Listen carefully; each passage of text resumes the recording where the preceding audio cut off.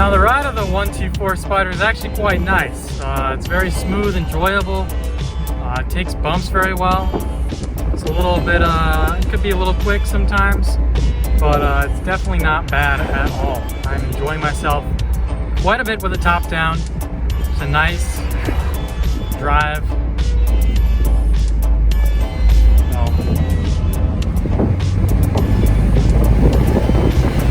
Especially if you floor it a bit. It's kind of nice.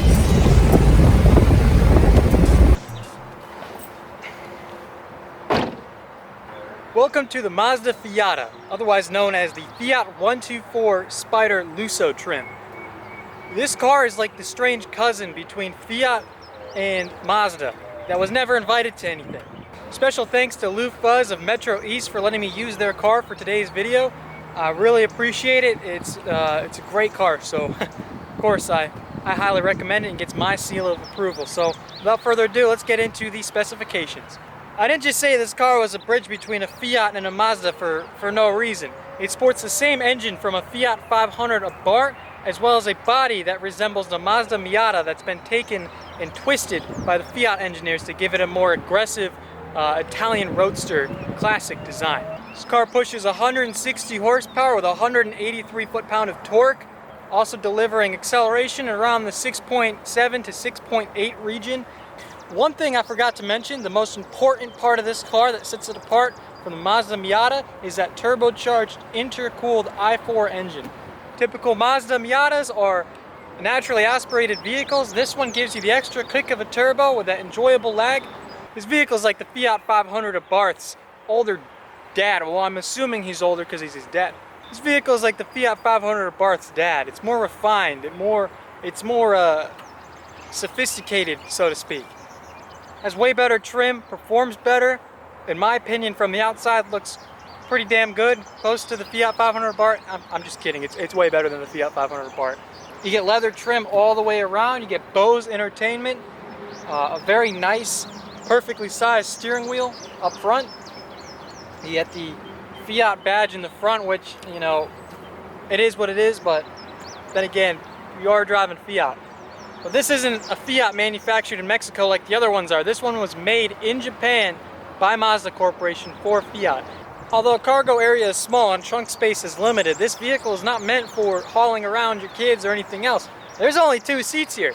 So if it's just yourself and someone else, good to go. Anyone more, they can't even fit in the trunk, so good luck with that. Sorry about that. This vehicle comes with quite a few options for being the base model. You get a beautiful little display about, I'm assuming, 8 inches if I were to take a guess. It's controllable through a little knob here, infotainment system, pretty much identical to the Mazda trim. You get very nice metal knobs, unlike the Fiat where you get the crappy buttons, but hey, that's neither here nor there. Hold on, I'm actually gonna take a little bit of water here because it is hot. It is really hot. It's like 90 degrees out, so I'm baking in the sun for you guys. Overall gas economy with this car is around the neighborhood of the high 20s to low 30s under normal driving conditions, from what I've seen. Overall, it's not a bad vehicle at all. I definitely get this over the Mazda Miata myself just because of that turbocharger. It's a little bit more fun for a light vehicle weighing about 2,400 pounds. On top of that, I'm more of a fan of the body. However, if I were to go with this vehicle, I would go with the 124 Spider Abarth model just because of that modded exhaust, tighter steering, better seats, and better throttle response, in addition to those aluminum plated gas and clutch and brake pedals. Given this is a roadster, the amount of working room you have here under the hood is quite amazing actually. You have plenty of room to make small or major repairs if need be. Unfortunately, with a roadster of this size, compromises had to be made somewhere, and that starts with the end of the vehicle, the boot, the trunk. It's quite limited. You can't really put a whole lot in there besides a backpack or two, maybe a suitcase. It has to be quite small. You could probably fit a tire in here, but that's probably pushing it. My hands down favorite feature of this car is the top. It's so easy to put it on and off. Here, let me show you. All you have to do, grab this lever here, grab it, and just, that's it. Easy as cake. And if you want to take it down, all you have to do is lift that tab there, pull it away from you, push it down, and lock it into place, and there you go.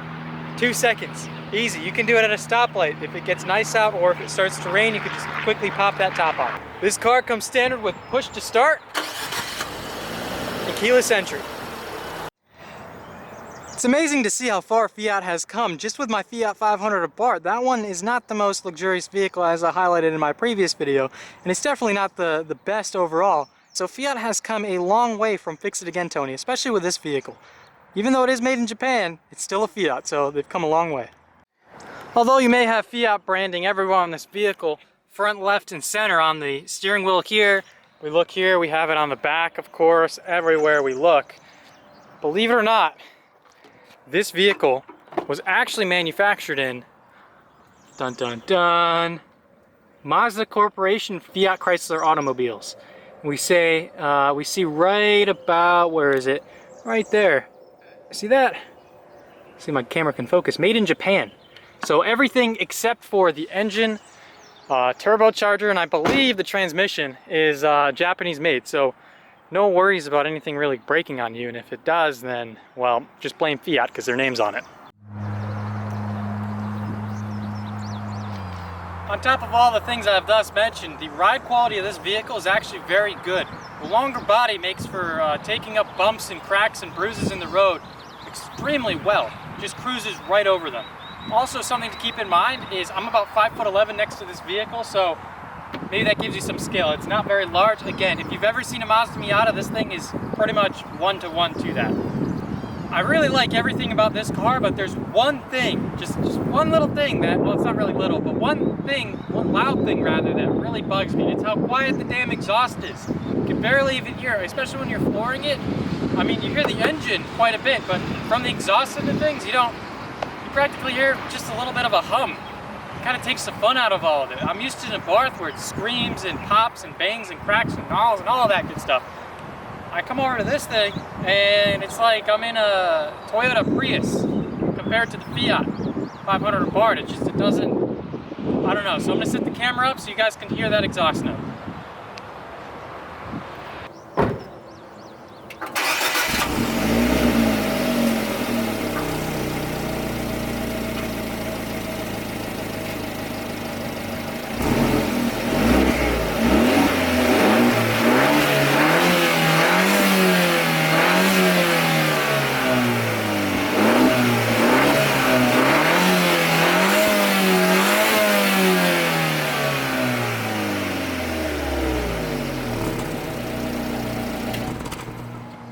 So in conclusion, would I recommend buying this vehicle?